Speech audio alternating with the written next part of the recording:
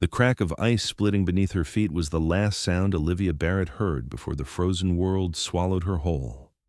One moment she had been crossing the lake on what she thought was solid ground, and the next, icy water flooded her lungs as she plunged into darkness, so cold it felt like 1,000 knives stabbing every inch of her skin. The year was 1867, and winter in the mountains north of San Bernardino, California, had proven far more treacherous than anyone in her wagon party had anticipated. They had stopped at this remote mountain lake to water the horses and refill their barrels, but Olivia had wandered too far from shore, foolishly confident in the thick layer of ice that had seemed so sturdy just hours before when the sun was high.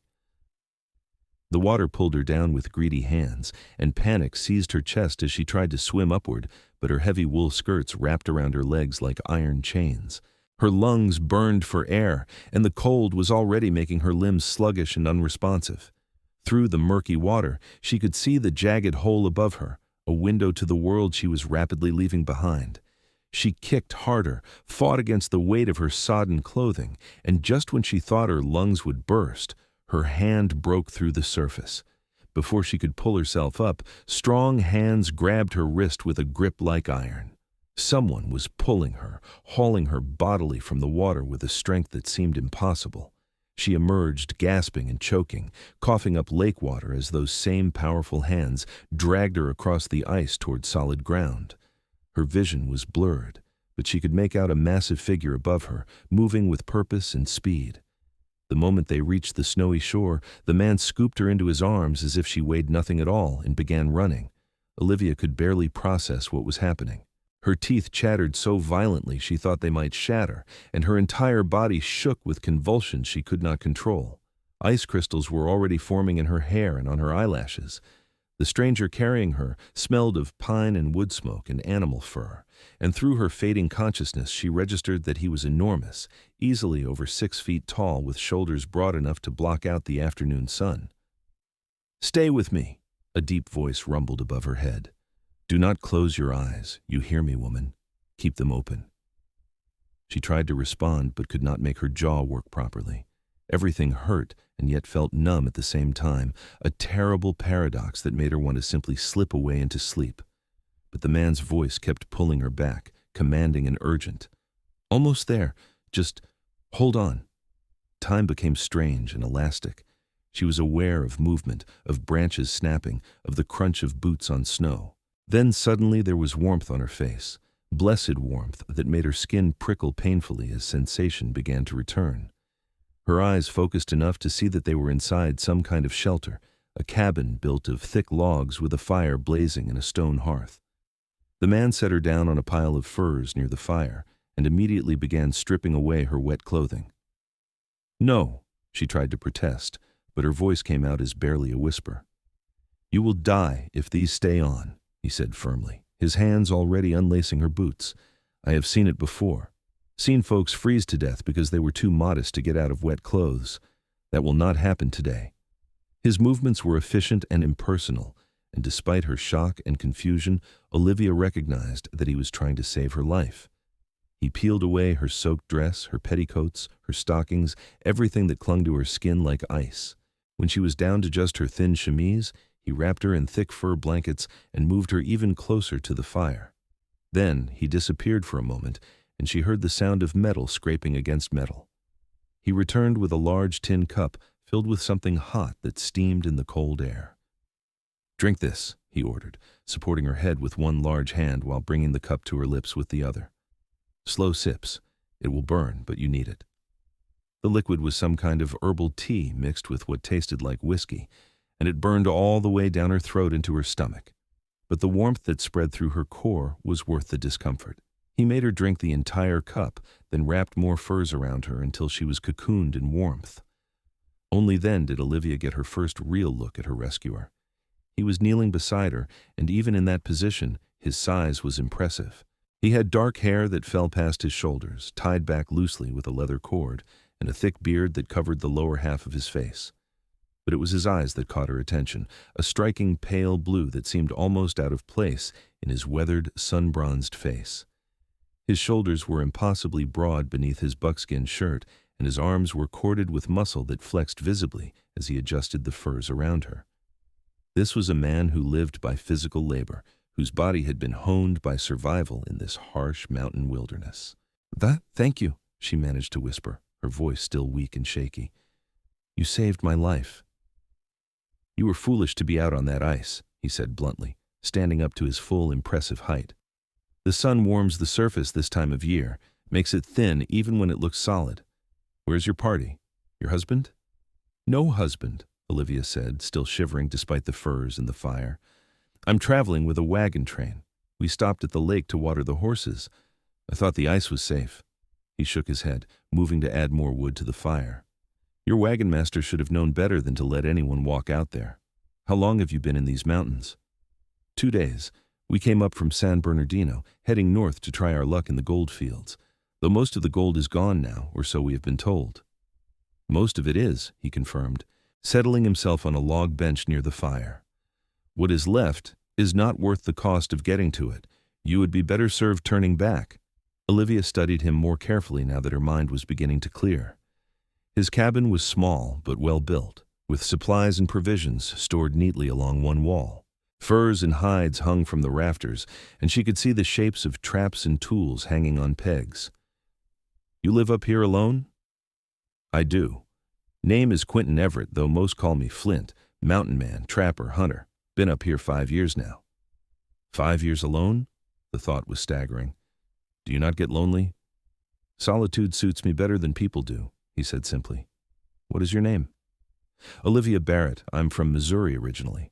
My parents died of fever last year, and I decided to come west with my aunt and uncle. They are in the wagon train. They will be worried about you. When you are warm enough and steady on your feet, I will take you back to them." But even as he spoke, Olivia could see snow beginning to fall outside the cabin's single small window. What had started as light flurries quickly became heavier, and within minutes, the wind was howling around the cabin walls with ferocious intensity. Quinton moved to the window and looked out, his expression darkening. "Storm is moving in fast. Should have seen it coming earlier, but I was checking my trap line. By the time I got back to the lake and saw you fall through, I had other concerns." "You saw me fall?" Olivia asked, pulling the furs more tightly around herself. Heard the ice crack from up the ridge. Got down there as fast as I could. Lucky I did, or you would be at the bottom of that lake right now." He turned back to face her, his expression serious. "That storm is going to be bad. I cannot take you back to your wagon train tonight. You will have to stay here until it passes." Anxiety fluttered in Olivia's chest. "But my aunt and uncle will be frantic with worry. They will think I drowned." "Better they worry and you live than you freeze to death trying to get back to them in a blizzard," Quinton said firmly. "I have enough supplies for both of us. You will be safe here." She knew he was right, but the impropriety of the situation was not lost on her. Spending the night alone in a cabin with a strange man was scandalous beyond measure, the kind of thing that could ruin a woman's reputation permanently. But then again, dying of exposure or drowning in a frozen lake would be considerably worse for her reputation. She nodded slowly. "I suppose I have no choice. Thank you for your hospitality, Mr. Everett." "Just call me Quinton," he said, moving to the other side of the cabin where he began preparing something for supper. "We can dispense with formalities given the circumstances." Olivia watched him work, noting the easy confidence with which he moved around his small domain. He had venison hanging from hooks, and he cut off several strips to cook over the fire. He added root vegetables from a barrel to a pot, along with herbs and water, setting it to simmer. The domesticity of it was oddly comforting, and gradually, Olivia felt her body beginning to relax as warmth fully returned to her limbs. "How did you come to live up here?" she asked after a while, curious about this man who had appeared from nowhere to save her life. Quinton was quiet for a long moment, and she thought perhaps he would not answer. But then he spoke, his voice low and measured. "I was a soldier during the war, fought for the Union, saw things that no man should see, did things I am not proud of. When it was over, I could not go back to regular life, to towns and cities and the pretense that everything was normal. So I came out here where the only enemy is nature, and nature at least fights fair." The rawness in his words touched something deep in Olivia's chest. "I am sorry for what you endured." "We all endured something in that war," he said simply. "Some of us just handle it differently than others. Up here I can think clearly. I can breathe without feeling like the world is closing in on me. It is a good life, even if it is a solitary one." "Do you ever go down to the settlements?" "Twice a year. Once in spring and once in fall. I take my furs and hides to trade for supplies I cannot make or grow myself. Coffee, flour, gunpowder, things like that. Otherwise, I stay up here." The wind outside was now screaming around the cabin, and snow was piling up against the walls at an alarming rate. Olivia was profoundly grateful to be inside this sturdy shelter rather than lost in that maelstrom. "How long do you think the storm will last?" "Could be 1 day, could be 3. Mountain storms are unpredictable, but do not worry. I have plenty of food and firewood. We will not starve or freeze." The venison cooked quickly over the hot fire, and when Quinton handed her a plate of meat and vegetables, Olivia realized she was ravenously hungry. The near drowning had taken enormous energy from her body, and the hot food tasted better than anything she could remember eating in recent memory. They ate in companionable silence, the wind outside providing a constant backdrop to the crackling of the fire. As the evening wore on, Quinton fashioned a makeshift curtain from a blanket, stringing it across one corner of the cabin to give Olivia some privacy. "You can sleep there," he said, gesturing to a pile of furs he had arranged into a bed. "I will keep the fire going through the night and sleep out here. You will be warm enough." "This is your home," Olivia protested. "I cannot take your bed. You nearly died today. You need proper rest. I have slept in far worse conditions than this, believe me." She could not argue with his logic, and truthfully, exhaustion was beginning to pull at her like a heavy weight. Her body had been through tremendous trauma, and it needed time to recover. "Thank you, Quinton, for everything. I know I have said it already, but I truly mean it. You saved my life, and I will never forget that." He looked at her for a long moment, those pale blue eyes seeming to see right through her. "Any decent man would have done the same. Perhaps, but you are the one who did it." A ghost of something that might have been a smile flickered across his bearded face, and then he turned away to tend the fire. Olivia retreated behind the curtain and burrowed into the furs, which were surprisingly soft and warm. Despite the howling storm outside and the strangeness of her situation, she fell asleep almost immediately, her body demanding rest more than her mind demanded answers. She woke several times during the night, each time registering the warmth of the fire and the solid presence of Quinton somewhere nearby. Once she heard him moving around quietly, adding wood to the fire. Another time she heard him speaking softly, and she realized he was talking to himself, or perhaps praying. The third time she woke, pale gray light was filtering through the window, and she could hear Quinton already up and moving around. Olivia emerged from behind the curtain to find him preparing breakfast, coffee already steaming in a pot over the fire. The storm was still raging outside, perhaps even more fiercely than the night before. Snow had drifted halfway up the window, creating an almost surreal view of nothing but white. "Good morning," Quinton said, glancing up at her. "How are you feeling?" "Much better, thank you. A bit sore, but otherwise well." She looked down at herself and realized she was still wearing only her thin chemise beneath the furs wrapped around her. "Are my clothes dry?" "They are hanging over there." He gestured to where her dress and petticoats were draped near the fire. "Should be dry enough to wear now." She gathered them up and retreated behind the curtain again to dress. The fabric was warm from the fire, and getting back into her own clothes made her feel more like herself again. When she emerged, Quinton handed her a cup of coffee and a plate of fried cornmeal cakes with honey. "The storm shows no sign of stopping," he said, settling onto his log bench with his own breakfast. "Could be another full day before it is safe to travel." "My poor aunt and uncle must be beside themselves," Olivia said, guilt gnawing at her. "They are probably certain I am dead. When the storm clears, I will get you back to them safely. That is a promise, but right now, we wait." And so, they waited. The morning stretched into afternoon, and the afternoon into evening, and still the snow fell and the wind howled. To pass the time, they talked. Quinton asked about her life in Missouri, about her parents and her decision to come west. Olivia found herself telling him things she had not shared with anyone else, about how adrift she had felt after her parents died, how she hoped that a new place might offer a new beginning. In turn, Quinton shared stories of his life in the mountains, about tracking animals through the snow, about the changing of the seasons in this high country, about the strange beauty of watching a sunrise from a mountain peak. He spoke with a quiet passion that belied his gruff exterior, and Olivia found herself captivated by his words. "You love it up here," she observed. "Truly love it." "I do," he admitted. "I know it seems harsh and unforgiving to most people, but to me it is freedom. No one telling me what to do or how to live. Just me and the mountain and the sky." "Do you never wish for companionship? For someone to share it with?" The question seemed to catch him off guard, and he was quiet for a long moment. "I thought I did once. Had a woman I planned to marry before the war. But by the time I came back, she had moved on, found someone else. Cannot blame her for that. I was gone 4 years, and the man who came back was not the same one who left. After that, I figured it was better to be alone. Less complicated." There was pain in his voice, old pain that had scarred over but not fully healed. Olivia felt a surge of sympathy for this lonely man who had chosen isolation over the risk of being hurt again. "I'm sorry that happened to you." "Long time ago now," he said, but she could hear that it still mattered to him. As night fell again, they settled into the same routine as before, with Olivia behind her curtain and Quinton keeping watch over the fire. But this time, sleep did not come easily to her. She lay in the darkness, listening to the storm and thinking about the strange turn her life had taken. 2 days ago, she had been just another anonymous traveler heading north with a wagon train. Now she was stranded in a mountain cabin with a man who seemed to have walked out of some wild frontier legend.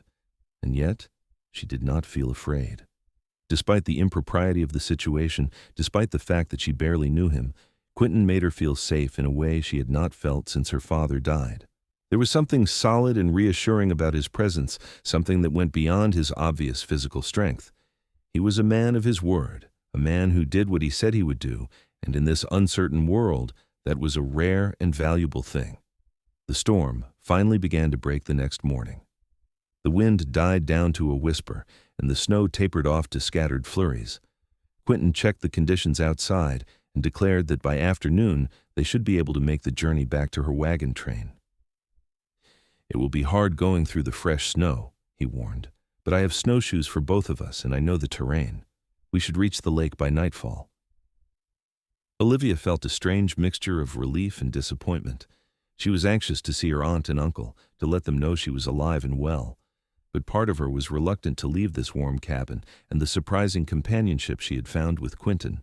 The past 2 days had been unlike anything she had experienced before, and she knew that once she returned to the wagon train, everything would go back to being ordinary again. They prepared for the journey carefully. Quinton gave her warmer clothing, heavy wool pants, and a thick coat that had belonged to him and were far too large, but would keep her warm in the deep snow. He packed supplies in a leather satchel and checked his rifle to make sure it was ready in case they encountered any threats. Then he produced 2 pairs of snowshoes, ingeniously crafted from bent wood and woven sinew. "Have you ever used these before?" he asked. "No, never." "I will teach you. It is not difficult once you get the rhythm of it." They spent half an hour practicing in the clearing around his cabin, until Olivia felt reasonably confident in her ability to walk without tripping over the large frames. Then they set off into the winter wilderness, Quinton leading the way and breaking trail through the knee-deep snow. The journey was as difficult as he had predicted. Even with the snowshoes, each step required effort, and the cold air burned in Olivia's lungs. But Quinton set a steady pace and checked on her frequently, making sure she was keeping up and not getting too tired. The landscape around them was breathtakingly beautiful, a pristine world of white broken only by the dark shapes of pine trees and the occasional rocky outcrop. As they walked, Quinton pointed out tracks in the snow, teaching her to identify which animals had passed through and how recently. He showed her how to read the land, how to know which direction water ran and where the game trails were. It was knowledge born of years of living in intimate connection with this place, and Olivia absorbed it eagerly. "You are a good student," Quinton observed after she correctly identified a set of deer tracks. "Quick to learn." "I've always been curious about such things," Olivia said. "My father used to take me hunting sometimes when I was young. Scandalous behavior for a girl, according to my mother, but I loved every minute of it." Nothing scandalous about knowing how to take care of yourself in the wilderness. Might have kept you off that thin ice if you had known what to look for." She could not argue with that. "Will you teach me more? About surviving out here, I mean." He glanced back at her, surprise evident even through his beard. "You planning to spend more time in the mountains?" "I do not know what I am planning," Olivia admitted, "but it seems like useful knowledge to have regardless." They reached the frozen lake as the sun was beginning to set, painting the sky in shades of orange and pink, but Quinton did not head toward the spot where Olivia had fallen through the ice. Instead, he skirted around the edge of the lake, staying well away from the frozen surface. "Your wagon train was camped on the far side," he said. "Should be able to see their fires soon." Sure enough, within another half hour, they spotted the glow of campfires through the trees. As they approached, someone on watch called out a challenge, and Quinton called back, identifying himself and saying he had found Olivia Barrett alive. The reaction was immediate and overwhelming. Olivia's aunt came running through the snow, sobbing with relief and joy. Her uncle was right behind her, his face showing the strain of 2 days of believing his niece was dead. Other members of the wagon train gathered around, exclaiming over the miracle of her survival. "We thought you drowned," her aunt kept saying, clutching Olivia tightly. "We searched and searched but could not find you anywhere. We thought you were gone." "I would have been if not for Mr. Everett," Olivia said, pulling back to gesture toward Quinton, who had stayed at the edge of the crowd, looking uncomfortable with all the attention. "He pulled me from the water and took me to his cabin. He saved my life." The wagon master, a grizzled man named Porter, came forward to shake Quinton's hand. "We owe you a debt we can never repay, sir. This young lady is precious to her family. You have given them back their hope." "Just did what needed doing," Quinton said gruffly. "Glad I was there when it happened." Porter insisted that Quinton stay for supper and accept some payment for his trouble, but Quinton refused the money. "I do not want payment for saving a life, but I will accept the meal. It has been a long day." They sat around the fire with the wagon train, and Olivia found herself watching Quinton as he interacted with the other travelers.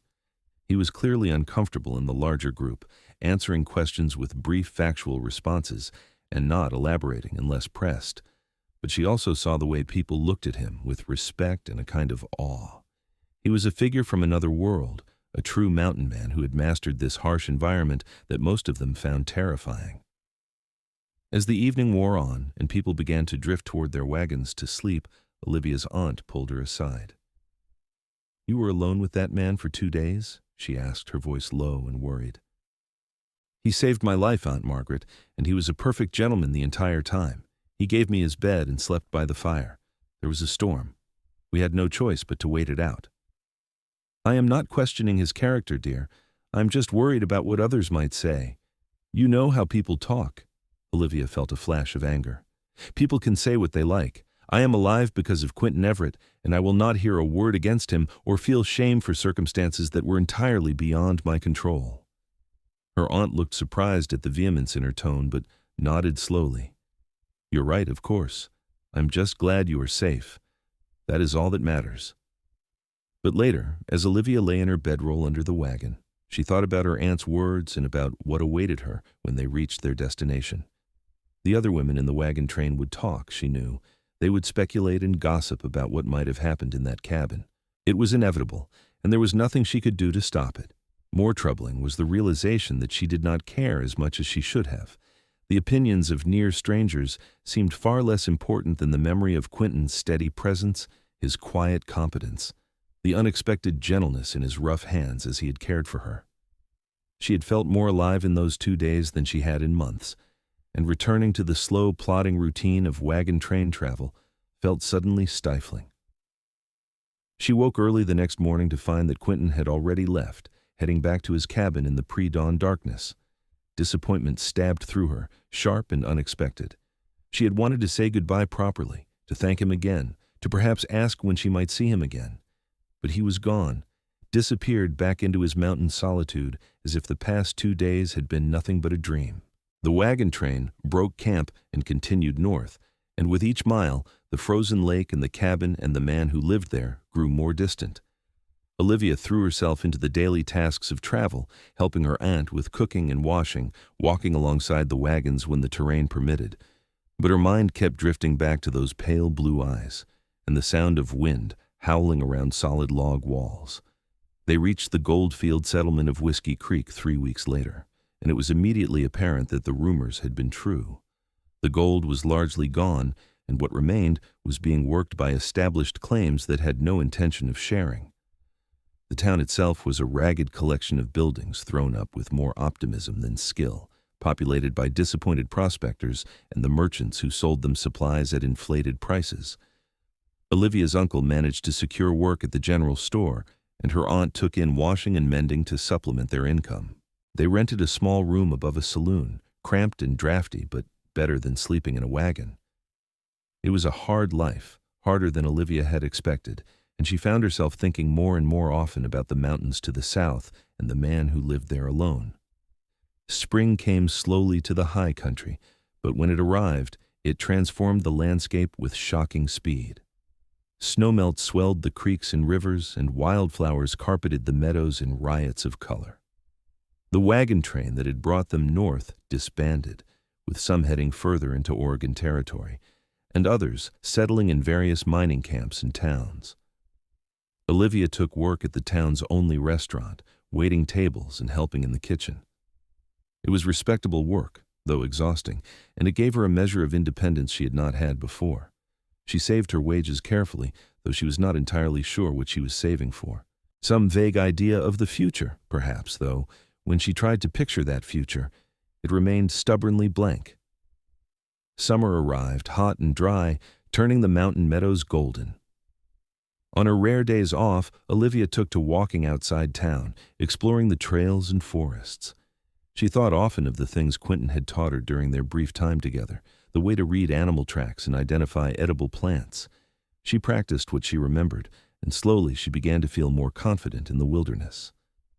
It was on one of these walks in late July that she heard the sound of someone approaching through the trees. Years of wagon train travel had made her cautious, and she quickly moved behind a large pine, peering carefully around it to see who was coming. Her heart stopped when she recognized the broad shoulders and long, dark hair. Quinton Everett emerged into the clearing, leading a pack mule laden with bundles of furs. He looked much as she remembered, perhaps a bit more tanned from the summer sun, his beard slightly shorter. He was heading toward town, and he had not yet seen her. Olivia stepped out from behind the tree before she could second-guess herself. "Mr. Everett." He stopped immediately, his hand moving instinctively toward the rifle across his back before he recognized her. Then his posture relaxed, and those startling blue eyes fixed on her with an intensity that made her breath catch. "Miss Barrett, I did not expect to see you out here." "I could say the same of you, though I suppose you said you come down twice a year to trade."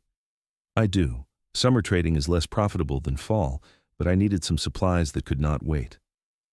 He studied her for a long moment. "You are well? You recovered from your ordeal?" "I did, thanks to you. I have thought often of you these past months, wondering how you were faring up in your cabin." Something flickered across his face, too quick to read. "The spring was good. Game was plentiful and my traps were productive. And you? You stayed in Whiskey Creek?" "Yes. My uncle works at the general store, and I work at the restaurant. It is not what any of us hoped for when we came north, but it is honest work." An awkward silence fell between them, filled with things neither seemed able to say. Finally, Quinton cleared his throat. "I should get to town before the trading post closes, but I'm glad to see you well, Miss Barrett." "Wait," Olivia said impulsively as he started to move past her. "Will you be in town long?" "A few days, probably. Depends on how quickly I can trade my furs and get the supplies I need." "Would you perhaps have supper with me, tomorrow evening? I know a place that serves decent food, or I could cook something myself. I owe you a debt I can never fully repay, but I would like to at least offer you a proper meal." He looked uncertain, and for a moment she thought he would refuse. But then he nodded slowly. "That would be nice. Thank you." They made arrangements to meet the following evening, and then Quinton continued toward town with his pack mule while Olivia stood in the clearing, her heart racing. She told herself it was simply gratitude, a desire to thank the man who had saved her life. But deep down, she knew it was more than that. She had not been able to stop thinking about him for 4 months, and seeing him again had only confirmed what she had been trying to deny. She was attracted to Quinton Everett in a way that went far beyond mere gratitude. The next day passed with agonizing slowness. Olivia worked her shift at the restaurant, her mind barely on her tasks. When her boss noticed her distraction and suggested she take the evening off, she accepted gratefully. She hurried back to the small room she shared with her aunt and uncle and set about preparing. She had precious few nice clothes, but she had one dress that was still relatively new and pretty, a dark green calico with white trim.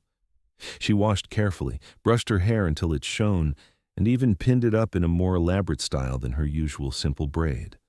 Her aunt watched all this with knowing eyes. "This supper guest must be someone special," she observed.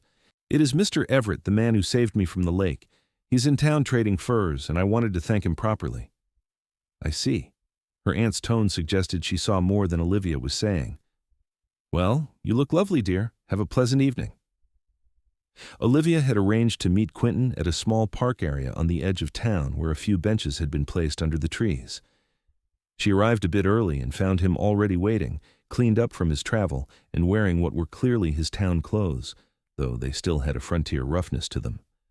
When he saw her, he stood immediately, and she caught a flash of appreciation in his eyes before his expression shuddered closed again. "Miss Barrett, you look very nice this evening." "Thank you. And please call me Olivia. I think we are beyond formalities after you saw me at my absolute worst." A slight smile tugged at his mouth. "Then you should call me Quinton." She had prepared a picnic of sorts, buying fried chicken and bread and fresh berries from the market with her carefully saved wages. They settled on a bench under a sprawling oak tree, the evening air warm and filled with the sound of birdsong. For a while they simply ate, but gradually conversation began to flow more easily.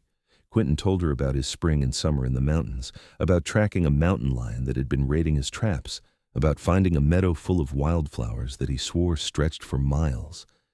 Olivia shared stories of life in Whiskey Creek, the characters who frequented the restaurant, the challenges of making a life in a town built on fading dreams. "Do you like it here?" Quinton asked at one point. "Are you happy?" The question caught her off guard with its directness. "I'm making the best of circumstances," she said carefully. "But no, I'm not particularly happy. This is not the life I imagined for myself." "What did you imagine?" "I do not know exactly. Something more than waiting tables and listening to drunken miners complain about the gold running out, something that matters." Quinton was quiet for a moment, his gaze fixed on the distant mountains that rose beyond the town. "I felt that way after the war, like nothing I did in regular society mattered or made sense. That is why I went to the mountains. Up there, everything matters. Every decision you make is important. There is a clarity to that kind of life." "Do you ever get lonely?" Olivia asked, echoing the question she had asked months ago in his cabin. "Yes," he admitted, and the honesty in his voice made her chest tighten. "Sometimes, especially in winter when the days are short and the nights are long. But loneliness is better than being surrounded by people and still feeling alone, which is what I felt in towns and cities." "I understand that," Olivia said softly. "I feel it here sometimes, surrounded by my aunt and uncle and the people at the restaurant, but feeling like I do not quite fit anywhere." Their eyes met, and something passed between them, an acknowledgement of shared understanding that went deeper than words. Quinton looked away first, clearing his throat roughly. "I should probably head back to my camp. I have an early start tomorrow." Disappointment flooded through Olivia, but she tried to hide it. "Of course. Thank you for having supper with me. It was good to see you again." "It was good to see you too, Olivia." He stood, and she stood with him, and for a moment they simply looked at each other in the fading light. Then Quinton did something unexpected. He reached out and gently touched her cheek with his rough fingertips, just a brief contact that sent warmth flooding through her entire body. "If you ever need anything," he said quietly, "my cabin is still there. You know where to find me." Then he was walking away into the twilight, leaving her standing beneath the oak tree with her hand pressed to her cheek where he had touched her. The next few days were torture. Olivia knew Quinton was somewhere in town, trading his furs and buying supplies, but she did not see him again. She told herself it was for the best, that there was no future and whatever complicated feelings she had developed for a mountain man who had made it clear he preferred solitude. But her heart refused to listen to reason. A week after their supper, she was serving the lunch crowd at the restaurant when one of the regular customers mentioned seeing a mountain man heading south out of town with a heavily laden pack mule. Olivia's heart sank. Quinton had left without saying goodbye, and she had no idea when or if she would ever see him again. Summer dragged into fall, and Olivia fell into a rhythm of work and sleep and occasional walks outside town. Her aunt and uncle settled more firmly into their life in Whiskey Creek, making friends and establishing routines. They began to hint that perhaps Olivia should think about finding a husband, settling down, starting a family. There were several single men in town who had expressed interest in her, they pointed out. Good men with steady work who could provide for her. But Olivia could not muster any enthusiasm for the prospect. Every man she met seemed lacking in some indefinable way, unable to measure up to a standard she had not even known she had, until a certain mountain man pulled her from a frozen lake. The first snow came in October, light flurries that melted almost immediately. But it was a reminder that winter was coming, and with it would come the anniversary of the day she had fallen through the ice. Olivia found herself thinking more and more about Quinton, wondering if he was preparing for another long winter alone in his cabin. Then, in early November, one of the merchant's wives came into the restaurant buzzing with news. "There is a mountain man down at the trading post causing quite a stir," she announced to everyone in hearing range. "Brought in the finest furs anyone has seen in years. They say he is asking after someone, a young woman. Nobody knows who, but it has everyone speculating." Olivia's hands went still on the table she was wiping. She did not let herself hope, did not let herself think it could possibly be Quinton asking for her. It was too much to wish for. But when her shift ended an hour later and she stepped outside into the crisp afternoon air, she saw him. He was leaning against the post in front of the trading store, his arms crossed over his broad chest, and he was looking directly at her as if he had known exactly when she would emerge. Olivia's feet carried her toward him without conscious thought. When she reached him, neither of them spoke for a long moment. They simply looked at each other, and all the loneliness and longing of the past months seemed to compress into that single instant. "You came back," she said finally, her voice barely above a whisper. "I did. I told myself I was just coming to trade early, but I think we both know that was a lie." He pushed off from the post, his eyes intense on hers. "I could not stop thinking about you, Olivia. I tried. Spent 4 months in those mountains trying to convince myself that what I felt was just concern for someone I had helped. But it is more than that. It has been more than that since the moment I pulled you from that lake." Her heart was pounding so hard she thought it might burst. "I have thought of you too, every day. I kept telling myself I was being foolish, that we barely know each other, but I cannot seem to stop." "I am not an easy man," Quinton said seriously. "I have demons from the war that sometimes come calling. I prefer solitude to company most of the time. I live a hard life in a harsh place with few comforts. I have nothing to offer you but a cabin in the mountains and a heart that stopped working properly the day I saw you nearly die." Tears were burning behind Olivia's eyes, but they were good tears, joyful tears. "I do not need comforts. I need something real, something that matters. I need a life where I can breathe freely and be myself. I think I might need you, Quinton Everett." He closed the distance between them in one long stride and cupped her face in his large hands with surprising gentleness. "I'm asking you to give up everything you know, to leave your family and come live in the wilderness with a man you have spent maybe a handful of days with total. That is madness, Olivia." "Then I choose madness," she said firmly, covering his hands with her own. "I choose the mountains and the cabin and you, if you will have me." His answer was to kiss her, right there in the middle of town where anyone could see. It was not a gentle kiss. It was fierce and hungry, filled with months of denial and longing. Olivia melted into it, into him, feeling as if she had finally found the place where she belonged. When they finally broke apart, both breathing hard, Quinton rested his forehead against hers. "I will marry you proper before we go back to the mountains. I will not have anyone saying I dishonored you. I do not care what people say. I do. You deserve to be treated with respect. We will find a preacher and do this right." And so they did. It took 3 days to arrange everything, 3 days in which Olivia's aunt and uncle tried everything they could think of to talk her out of what they saw as a rash and foolish decision. But Olivia remained firm. She knew her own heart, and her heart belonged to Quinton. The wedding was a small affair held in the town's one-room church.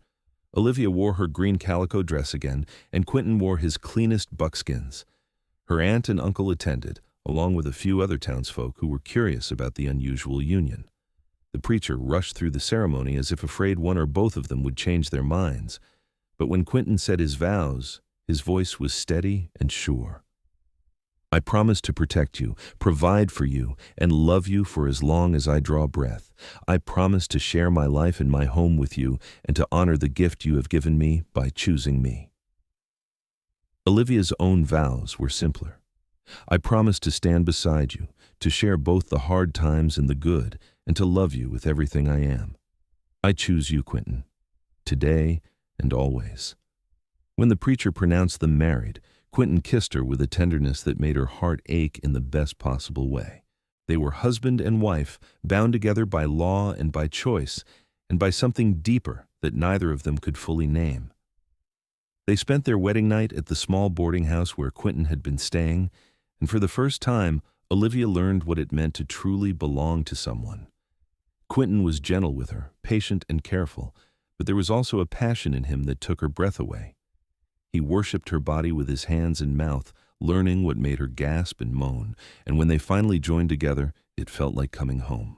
Afterward, they lay tangled together in the narrow bed, and Quinton traced lazy patterns on her bare shoulder. No regrets? None, Olivia said firmly, pressing a kiss to his chest. You? Only that I did not come back for you sooner. I wasted 4 months being stubborn and stupid. We have all the time in the world now, she reminded him, the rest of our lives.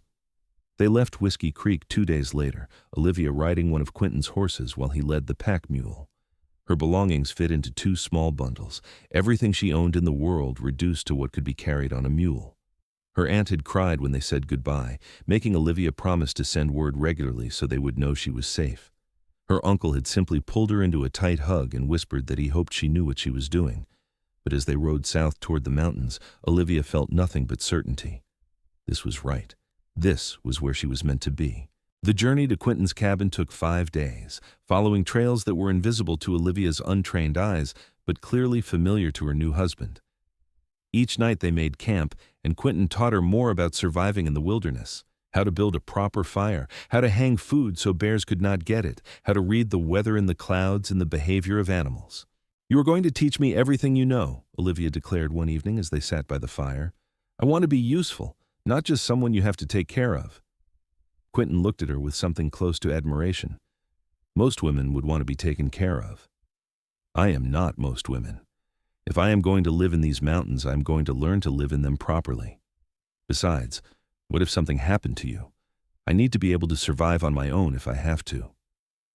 Nothing is going to happen to me, Quinton said firmly, pulling her close against his side. But I will teach you. You are right that it is important, and I suspect you will be a quick learner.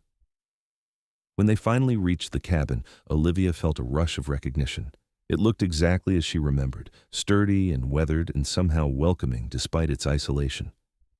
Quinton helped her down from her horse and then swept her up into his arms. What are you doing? She laughed. Carrying my bride over the threshold. Some traditions are worth keeping. He carried her inside and set her down gently, and Olivia looked around at what was now her home. It was small and simple, but it was clean and well organized, and she could already see ways to make it more comfortable. It's not much, Quinton said, sounding uncertain for the first time since she had known him. It is perfect, Olivia said honestly. It is ours. That makes it perfect. The first weeks of their marriage were a period of adjustment for both of them. Quinton was used to living alone, to doing things his own way without consultation or compromise. Olivia was used to the bustle of towns and the company of other women. But they worked at it, learning each other's rhythms and habits, figuring out how to share the small space without driving each other mad. Quinton kept his promise to teach her. Every day brought new lessons: how to skin and butcher game, how to tan hides, how to identify medicinal plants and which mushrooms were safe to eat, how to shoot his rifle with accuracy, how to track animals through the forest, how to predict when a storm was coming, and how to prepare for it. Olivia absorbed it all eagerly, and Quinton was right that she was a quick learner. Within a month, she could set and check traps on her own. Within 2 months, she could bring down a deer at 100 yards. She grew stronger, her hands developing calluses, her body adapting to the physical demands of mountain life. But it was not all work and learning. There were quiet evenings by the fire, reading aloud from the few books Quinton owned. There were walks through the forest to check trap lines that became opportunities to simply enjoy each other's company. There were nights of passion that grew more intense as they learned each other's bodies and desires. Winter came hard and fast that year, snow falling in thick blankets that transformed the world into a pristine wonderland. Quinton had prepared well, and they had ample supplies to see them through even the harshest weather. The cabin became a cozy refuge, warm and safe while storms raged outside. It was during one of those long winter nights, as they lay curled together under a mountain of furs, that Olivia realized she had not had her monthly bleeding in some time. She did some quick mental calculation and felt her heart begin to race with a mixture of excitement and fear. "Quinton," she said quietly, "I think I might be with child." He went very still beside her, and then he propped himself up on one elbow to look down at her. "Are you certain?" "Not completely certain, but fairly sure. I have all the signs." A slow smile spread across his face, transforming his normally serious expression into something close to joy. "A baby. We are going to have a baby." "Are you happy about it?" Olivia asked, suddenly uncertain. They had not discussed children, had not planned for this, though in retrospect it had been inevitable, given how often they came together. "Happy does not begin to cover it," Quinton said, his hand moving to rest gently on her still flat stomach. "I never thought I would have this. A wife, a child, a real family. I thought that part of life had passed me by." "We are going to be parents," Olivia said wonderingly. "I hope I am ready for this." "We will figure it out together," Quinton promised, "just like we have figured out everything else."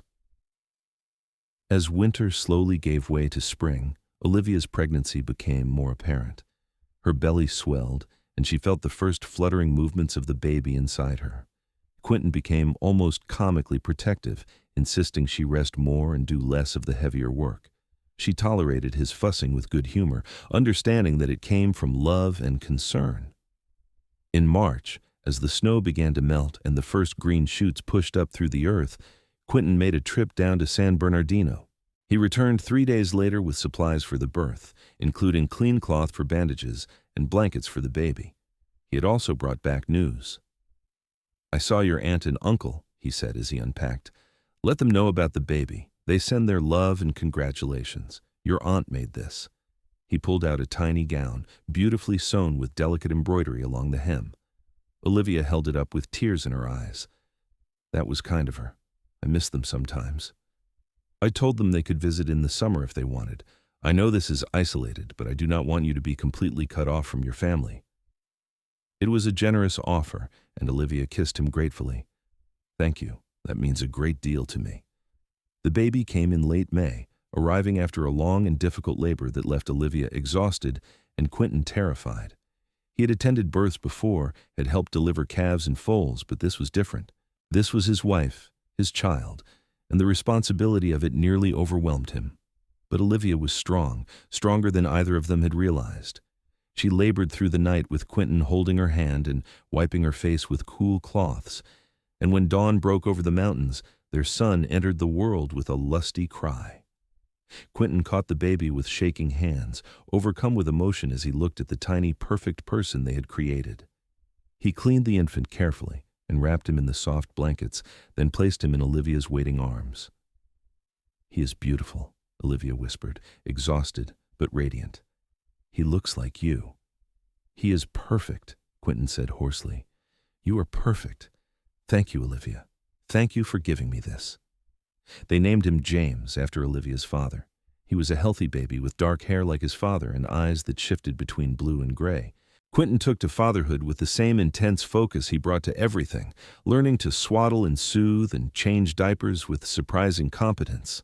Olivia's aunt and uncle made the journey to visit in July, staying for a week to meet their great-nephew and see for themselves that Olivia was truly happy in her unusual life. By the time they left, even her skeptical uncle had to admit that she seemed content in a way she had never been in town. "You were right to follow your heart," her aunt told her on the morning of their departure. "I see the way he looks at you and the way you look at him. That is real love, the kind that lasts." The years that followed were good ones. James grew into a sturdy boy with his father's love of the wilderness and his mother's quick mind.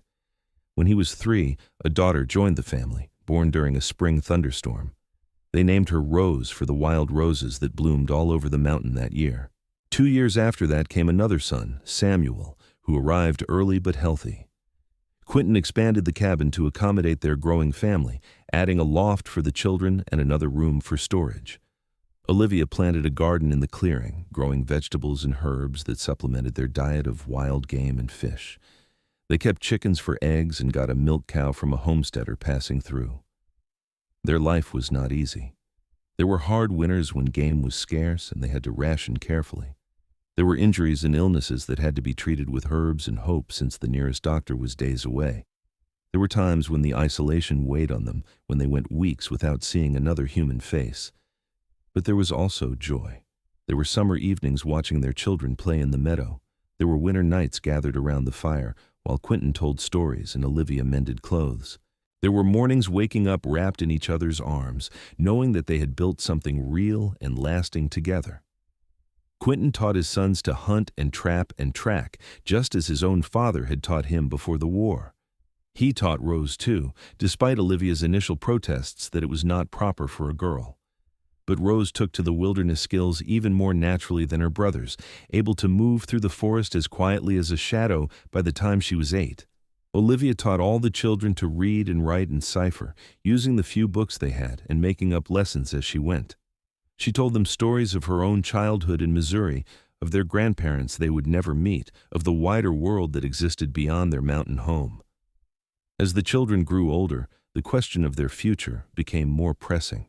Quinton and Olivia discussed it often, lying in bed after the children were asleep, debating what opportunities their offspring might have if they stayed in the mountains versus what they might lose if they left. "I want them to have choices," Olivia said. "I do not regret my choice for a moment, but I chose this life as an adult, knowing what I was giving up. They should have the same chance to choose." "We can send them to school in San Bernardino when they are old enough," Quinton suggested. "Let them learn what the world has to offer, and then decide if they want to come back or not." It was a good compromise, and when James turned 12, they made arrangements for him to spend the school year with Olivia's aunt and uncle, who were delighted to have him. It was hard saying goodbye to their eldest child, but they knew it was the right thing to do. James thrived in school, writing letters home about his teachers and his lessons and the strange world of the town. But when summer came and he returned to the mountains, he admitted that while he enjoyed learning, he missed the freedom and space of their home. "I want to come back," he told them. "Maybe not forever, but for now. This is where I belong." Rose, when her turn came, had a different reaction. She loved the town, loved being around other girls her age, loved the possibilities that seemed to open up before her. After 2 years, she asked if she could stay and learn a trade, perhaps become a teacher herself. It hurt to let her go, but Quinton and Olivia supported her choice, just as they had promised themselves they would. Samuel, the youngest, split his time between both worlds, unable to decide which he preferred. Eventually, he chose to become a wilderness guide, leading hunting parties and explorers into the mountains, using the skills his father had taught him to make a living while maintaining connections to both the wilderness and civilization. As Olivia and Quinton grew older, their hair turning gray and their bodies showing the wear of decades of hard living, they sometimes reflected on the unlikely path their lives had taken. If Olivia had not fallen through that ice, if Quinton had not been checking his trapline that day, if either of them had made a different choice at any point, none of this would have happened. "Do you ever wish things had been different?" Olivia asked one evening as they sat on the porch Quinton had built overlooking the valley. They were in their 50s now, grandparents twice over thanks to Rose, who had married a schoolteacher and given them 2 granddaughters they saw every summer. "Not for a single moment," Quinton said firmly, taking her hand in his. "This life, this family, You, it is everything I never knew I needed. I was half alive before I pulled you from that lake. You gave me a reason to live again." "You gave me a home," Olivia said softly. "Not just this place, but in your heart. I was so lost after my parents died, drifting without purpose. You gave me direction and love and a life worth living." They sat in comfortable silence as the sun set over the mountains, painting the sky in brilliant shades of orange and red. Below them, smoke rose from the chimney of James's cabin, built a mile down the valley where he lived with his wife and their young son. The sound of laughter drifted on the evening breeze, proof that the family they had built was continuing into the next generation. "I used to think that surviving the war was the hardest thing I would ever do," Quinton said after a while. "But building this life, raising children, learning to let them go, that has been harder in many ways, and more rewarding than I ever imagined." "We did well," Olivia agreed. "We took a moment of disaster and turned it into something beautiful. Not many people can say that." As the years continued to pass, Quinton and Olivia gradually slowed down. They still did most of the work maintaining their homestead, but they accepted more help from James and his family. Samuel visited when his guiding work allowed, always bringing news from the wider world and supplies they needed. Rose came every summer with her daughters, filling the cabin with feminine laughter and energy. On their 30th anniversary, the entire family gathered at the mountain cabin for a celebration.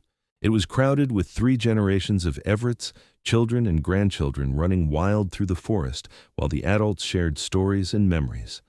A traveling preacher who happened to be passing through agreed to renew their vows, and Olivia and Quinton stood before their family and promised again to love and honor each other for as long as they lived. "You are my heart," Quinton told her, his voice rough with emotion. "You have been since the moment I saw you fighting for your life in that frozen water. I love you more today than I did 30 years ago, and I will love you until my last breath." "You are my home," Olivia replied, tears streaming down her face. "You gave me a life beyond anything I dreamed possible. I love you completely, utterly, and forever." The celebration lasted 3 days, filled with food and music and joy. When it finally ended and the family dispersed back to their various lives, Quinton and Olivia returned to their quiet routine with a sense of deep satisfaction. They had built something lasting, a legacy that would continue long after they were gone. They were both in their late 60s when Quinton took ill. It started as a persistent cough that would not go away, and gradually it worsened until he was weak and feverish. Olivia nursed him with desperate tenderness, using every bit of healing knowledge she had accumulated over decades of mountain living. James sent for a doctor from San Bernardino, but by the time he arrived, they all knew there was little that could be done. "Pneumonia," the doctor said gravely. "At his age, with his lungs already weakened from years of breathing cold mountain air, I cannot promise recovery. Keep him warm and comfortable. That is all you can do." But Quinton Everett was not ready to give up. He had survived war and wilderness, had carved out a life in one of the harshest environments imaginable. He fought the illness with the same stubborn determination he brought to everything, and slowly, gradually, he began to improve. It took months, but he recovered, though he was never quite as strong as he had been before. He walked with a cane now, and could no longer manage the long trap lines or the heavy physical labor he had done all his life. But he was alive, and that was what mattered. "You scared me," Olivia told him one evening as they sat by the fire, her hand clasped tightly in his. "I thought I was going to lose you." "Not yet," Quinton said firmly. "I'm not leaving you yet. We still have years ahead of us." And they did. Years of watching their grandchildren grow, of seeing James take over more and more of the work of maintaining the homestead, of quiet contentment in each other's company. They had been together for nearly 40 years, and their love had only deepened with time, weathered and worn like old wood, but stronger for it. They were both past 70 when they took their last trip down to San Bernardino together. It was early spring, and they wanted to see Rose and meet the newest great-grandchild. The journey was harder than it used to be, their old bones protesting every mile, but they made it safely. The family gathering was joyous, 3 generations of Everetts coming together to celebrate the birth and to honor the couple who had started it all. Looking around at all these people, at the children and grandchildren and great-grandchildren who carried their blood and their legacy, Olivia felt overwhelming gratitude for the strange turn her life had taken so many years ago. Who would have thought, she murmured to Quinton as they watched the chaos of family around them, that falling through ice would lead to all of this? Best accident that ever happened, Quinton agreed, kissing her temple tenderly. I thank God for that broken ice every single day. They returned to their mountain cabin knowing it would likely be their last trip down. They were too old now for such journeys, and the mountain had always been their true home anyway. James and his family visited regularly, and Samuel came when he could, and they received letters from Rose filled with news and love. It was enough, more than enough. They had lived full lives, had loved deeply and been loved in return, had raised children and seen them grow into good people. They had built something real and lasting in a harsh and unforgiving place, had proven that love and determination could overcome almost any obstacle. On a cold February morning, 2 days past Olivia's 75th birthday, she woke to find Quinton had not woken beside her. For a moment, panic seized her, but when she touched his face, he was still warm. He had simply slipped away in his sleep, peacefully and quietly, the way he had lived the last 4 decades of his life. Olivia sat with him for a long time, holding his hand and remembering everything they had shared. The fear and cold of that first meeting, the awkward early days of their marriage, the joy of their children's births, the quiet contentment of growing old together. All of it played through her mind like a precious story, and she was grateful for every single chapter. James found her there hours later and wrapped her in his strong arms, so like his father's. He was ready, Olivia told her son. He has been tired for a while now. He held on as long as he could. They buried Quinton on a hill overlooking the valley, with a view of the lake where he had first saved Olivia's life 42 years earlier. The entire family came for the funeral, filling the mountain with their presence and their grief and their love. They told stories of Quinton, of his strength and his kindness and his quiet wisdom. They celebrated the life he had lived and the family he had created. Olivia stayed in the mountain cabin, tended by her children and grandchildren who took turns keeping her company. She was peaceful in her grief, content knowing that Quinton had lived a good life and died knowing he was loved. She spent her days walking the trails they had walked together, sitting by the fire they had shared, remembering the extraordinary ordinary life they had built together. She lived for another 5 years, growing frailer but never losing her spirit. She taught her great-grandchildren to identify plants and track animals. She told them stories of their grandfather, of the mountain man who had pulled a foolish girl from a frozen lake and changed both their lives forever. She made sure they understood that love was not always convenient or easy, but it was always worth fighting for. On a warm summer evening, surrounded by 3 generations of family, Olivia Barrett Everett closed her eyes for the last time. Her last words were, "I am coming, my love," and there was a smile on her face as she slipped away. They buried her next to Quinton on the hill overlooking the valley, their graves marked with simple wooden crosses that would weather and fade with time. But their legacy lived on in the children and grandchildren and great-grandchildren who carried their blood. It lived on in the cabin James maintained and eventually passed to his own son. It lived on in the stories told around winter fires of the mountain man and the woman he saved, and the great love that grew from a moment of disaster. The frozen lake still existed, though it was rarely frozen solid anymore as the climate slowly changed. But on cold winter mornings when ice did form, locals said you could sometimes see 2 figures walking hand in hand across the frozen surface, a tall man with broad shoulders and long hair, and a woman with her head held high, forever bound together by love that transcended even death. It was just a story, of course, a romantic tale told by people who wanted to believe in lasting love. But James Everett, visiting his parents' graves every year on the anniversary of their meeting, liked to think it was true. He liked to think that somewhere beyond this world, his parents were still together, still walking through wilderness hand in hand, still loving each other with the same fierce devotion that had defined their entire lives. And perhaps they were. Perhaps love like that does not simply end when the body fails. Perhaps it continues on, eternal and unbreakable, a force of nature as powerful and enduring as the mountains themselves. That is what James chose to believe, and what he taught his own children to believe, and so the story lived on, generation after generation, a testament to the power of love and the extraordinary things that can grow from a single moment of courage and compassion. The mountain stood eternal, witness to countless human stories, but none quite as remarkable as that of Olivia and Quinton Everett. They had found each other in the worst possible circumstances and built the best possible life. They had loved deeply and completely, had raised a family that honored their memory, and had proven that sometimes the best things in life come from the most unexpected places. And if you listen carefully on cold winter nights when the wind howls through the pines, you might hear it, the sound of laughter echoing across the frozen lake, the whisper of two souls who found each other against all odds and refused to ever let go.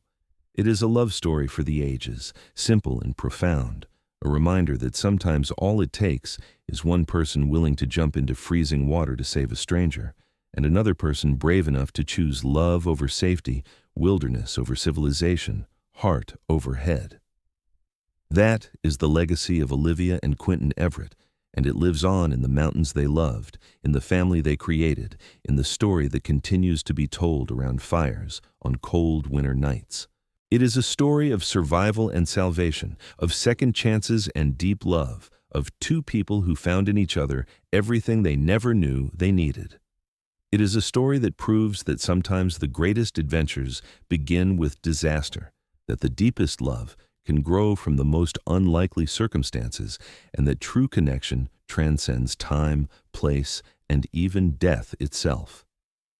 And so their story ends where it began, at a frozen lake in the mountains north of San Bernardino, California, where once a young woman fell through ice and a mountain man pulled her out and warmed her by the fire, and in doing so created a love story that would echo through generations, inspiring all who heard it to be brave enough to take chances, bold enough to follow their hearts, and wise enough to recognize love when it appears, even in the most unexpected forms.